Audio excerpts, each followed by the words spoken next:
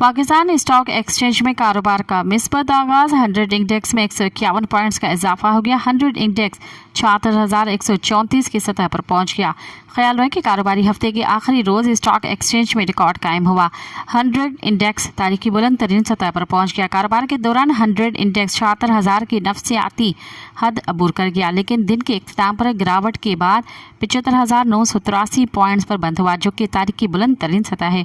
कारोबार के दौरान 100 इंडेक्स में 854 पॉइंट्स का इजाफा हुआ। 100 इंडेक्स 74,248 नई बुलंद तरीन सतह तक ट्रेड हुआ।